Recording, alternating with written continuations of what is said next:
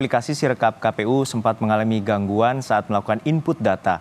Meski demikian, Komisi Pemilihan Umum memastikan seluruh data sistem informasi rekapitulasi atau Sirekap Pemilu 2024 tersimpan secara aman.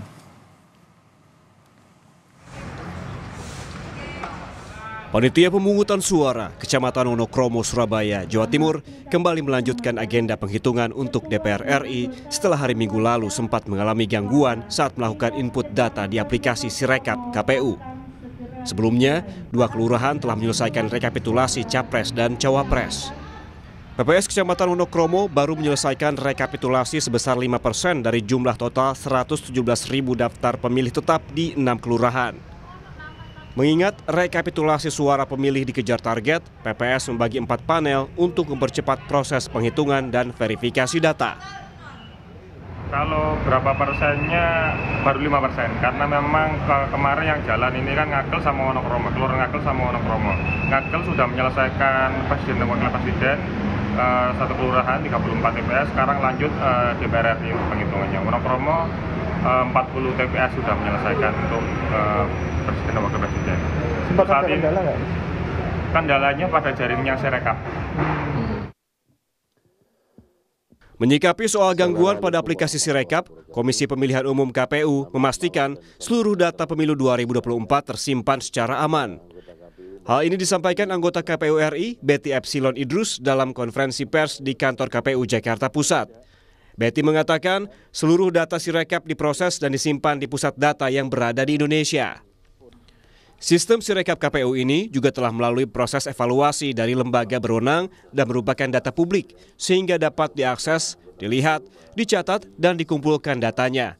Betty pun tak menampik laman Sirekap menjadi sasaran gangguan siber. Namun ia memastikan KPU bersama tim gugus siber melakukan mitigasi dan optimalisasi keamanan dan informasi.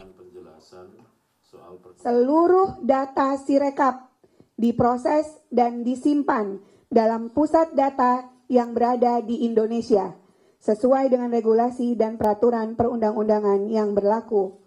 Gangguan terhadap sistem Sirekap terjadi mulai tanggal 14 Februari 2024 yang angkanya meninggi, dan salah satunya adalah gangguan DDoS, Distributed Denial of Service.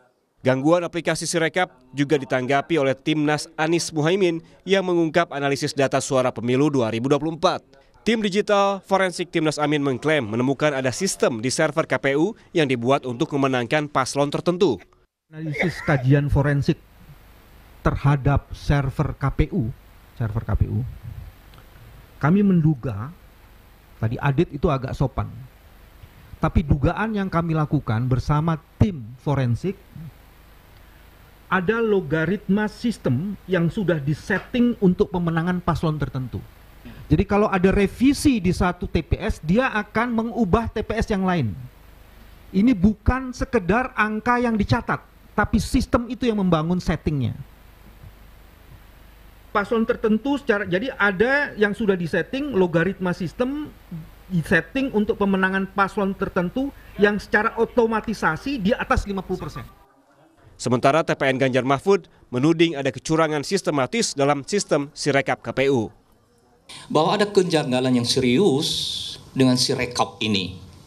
Dan Sirekap ini itu menunjukkan ada pelanggaran sistematis.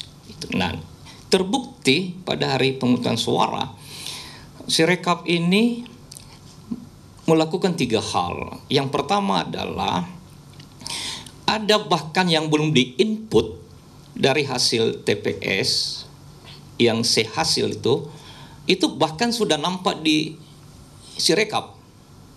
Artinya mesinnya sudah berjalan sedemikian rupa, sudah terencana. Angka berapa, untuk siapa, dengan cara apa.